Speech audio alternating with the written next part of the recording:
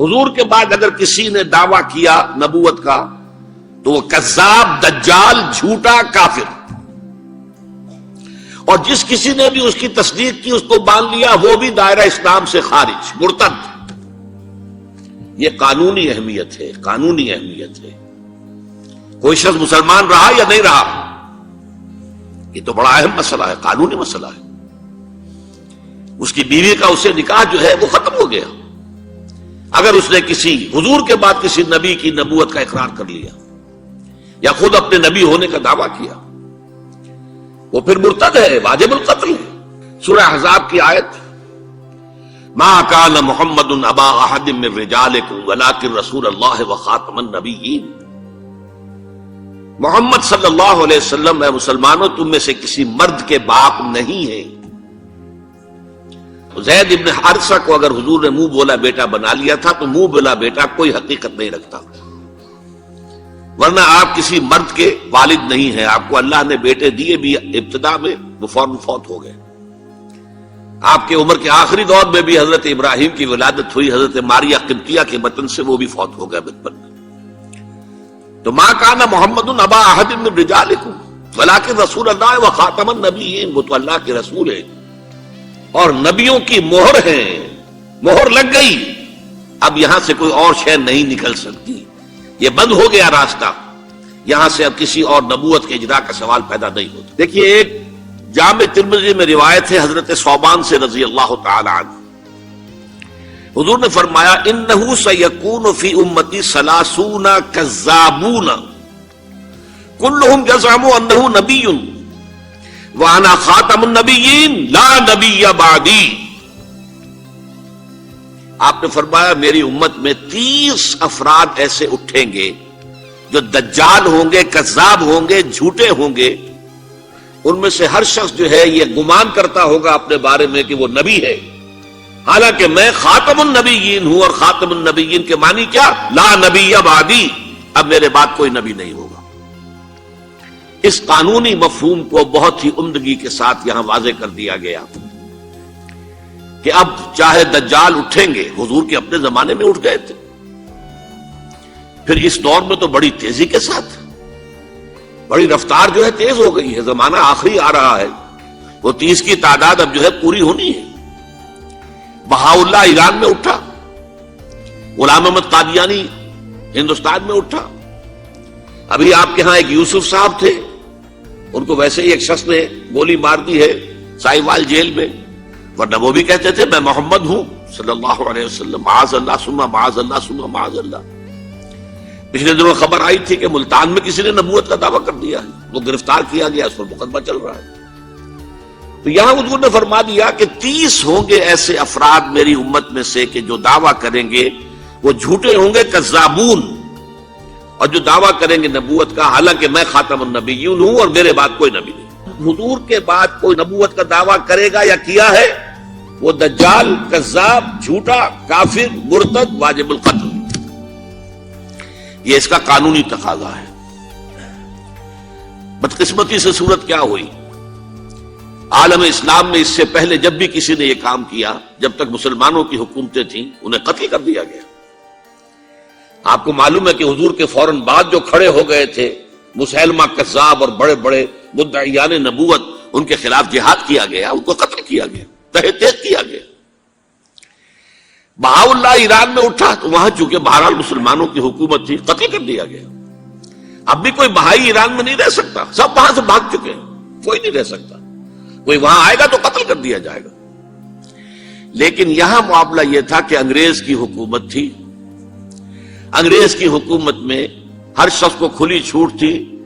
اکبر الہ آبادی رحمت اللہ علیہ نے بڑے خوبصورت الفاظ کے اندر وہ نقشہ کھینچا ہے، گورنمنٹ کی خیر یارو مناؤ، گلے میں جو آئیں وہ تانے اڑاؤ.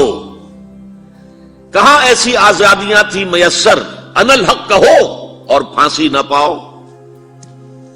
اگر اسلامی حکومت ہوتی، مسلمان حکومت ہوتی، چاہے اعلی معیاری اسلامی حکومت نہ بھی ہوتی، مسلمانوں کی حکومت ہوتی، تو جس نے ان الحق کہا منصور، وہ سولی چڑھا دیا گیا یا نہیں؟ جس نے نبوت کا دعویٰ کیا وہ قتل کر دیے گئے کہ نہیں؟ انگریز کی حکومت تھی، گورنمنٹ کی خیر یارو مناؤ، گلے میں جو آئے وہ تانے اڑاؤ، خدائی کا دعویٰ کر دو، نبوت کا دعویٰ کر دو، رسالت کا دعویٰ کر دو، کوئی پوچھنے والا نہیں، کوئی پکڑنے والا نہیں، کسی دارو گیر کا کوئی اندیشہ ہی نہیں۔ کہاں ایسی آزادیاں تھی میسر، ان الحق کہو اور پھانسی نہ پاؤ۔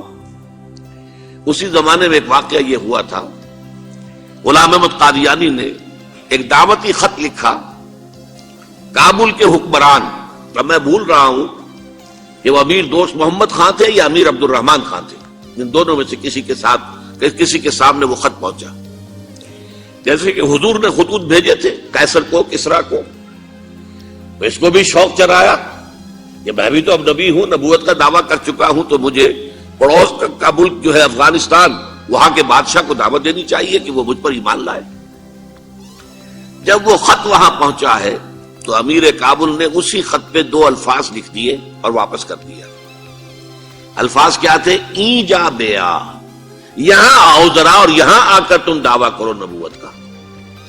یہ تم انگریز کی چھتری تلے بیٹھے ہوئے دعوے کر رہے ہو، انگریز کے سائے تلے جو ہے، اور انگریز جو ہے تمہیں سپورٹ کر رہا ہے، تم نے جہاد کو جو ہے ختم کر دیا، دین کے لیے حرام ہے اب دوستو قتال، حرمت ہے قتال۔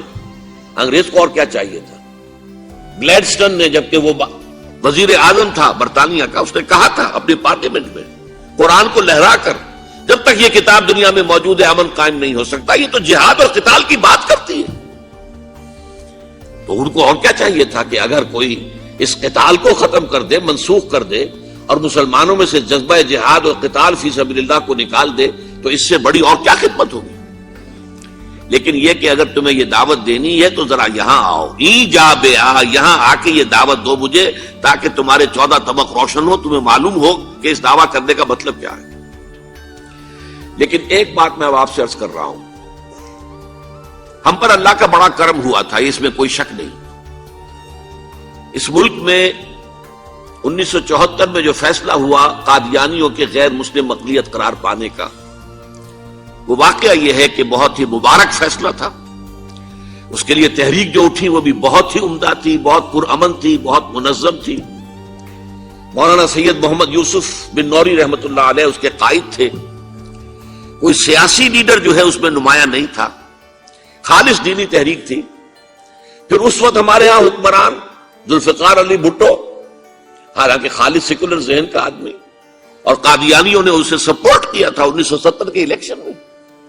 قادیانی سمجھتے تھے وہ تو ہمارا اپنا آدمی ہے، لیکن اللہ تعالیٰ نے اس کے ہاتھوں لیکن بہترین طریقے سے، جس پر اعتراض کیا ہی نہیں جا سکتا، پارلیمنٹ کے ذریعے سے فیصلہ کرا۔ کوئی آرڈیننس نہیں تھا، کوئی حکم جو ہے، فرمان جو ہے وہ ایشو نہیں ہوا تھا، پارلیمنٹ کے ذریعے سے۔ اور پارلیمنٹ کی ایک کمیٹی بنائی گئی جس میں کہ موقع دیا گیا کہ قادیانیوں کے سربراہ بھی آ جائیں، لاہوریوں کے سربراہ بھی آ جائیں۔ یہ دونوں سیکٹ جو ہیں قادیانیت کے، پہلے قادیانی تھے، اب وہ ربوائی ہیں، ربوے والے ہیں۔ لاہوری جیسے پہلے لاہوری تھے، آج بھی لاہوری ہیں۔ ان دونوں کے سرکردہ لوگوں نے آ کر وہاں پر اس کمیٹی کے سامنے پیش ہو کر بیانات دیے اور کہا، کھل کر کہا۔ ناصر احمد اس وقت جو ہے خلیفہ تھا ان کا، مرزا طاہر احمد کا غالباً بڑا بھائی مرزا ناصر احمد۔ انہوں نے کہا ہم نبی مانتے ہیں، غلام احمد قادیانی کو ہم نبی مانتے ہیں، ڈنکے کی چوٹ کہا۔ لہذا اس کے بعد پارلیمنٹ نے فیصلہ کیا یہ غیر مسلم ہے، اور صحیح فیصلہ کیا۔ لیکن یہ فیصلہ ادھورا ہے، یہ بات آج میں پہلی مرتبہ کہہ رہا ہوں، اسے نوٹ کر لیجیے۔ قادیانیت کے فتنے کو کوئی گزند نہیں پہنچا ہے ان کے غیر مسلم قرار دیے جانے سے۔ وہ فتنہ جوں کا توں پنپ رہا ہے، جوں کا توں پھیل رہا ہے، جوں کا توں وہ اپنے سرطان کی جڑیں پھیلا رہا ہے ہمارے معاشرے میں۔ اور ویسے یہ کہ عالمی سطح پر انہیں بڑی سرپرستی حاصل ہو گئی ہے، پوری دنیا جو ہے، مغربی دنیا، وہ ان کی سرپرستی کر رہی ہے۔ لیکن یہ کہ اندرون ملک بھی اس فتنے کا قلع قبا اگر ہو سکتا تھا تو صرف اس وقت جبکہ اس فیصلے کا جو قانونی اور منطقی تقاضا ہے وہ بھی پورا کیا جاتا، اور وہ یہ کہ مرتد کو قتل کی سزا دی جاتی۔ اسلام میں مرتد کی سزا قتل ہے۔ وہی میں نے آپ سے عرض کیا، حضرت ابو بکر صدیق کے زمانے میں کیوں قتال کیا گیا؟ اور جتنے بھی لوگوں نے نبوت کے دعوے کیے انہیں کیوں قتل کیا گیا ہمیشہ اسلام کی تاریخ میں؟ لہذا مرتدین کی سزا سزائے قتل جب تک نافذ نہیں ہوگی اس فتنے کو کوئی قدم نہیں پہنچے گا. اس میں یہ ہونا چاہیے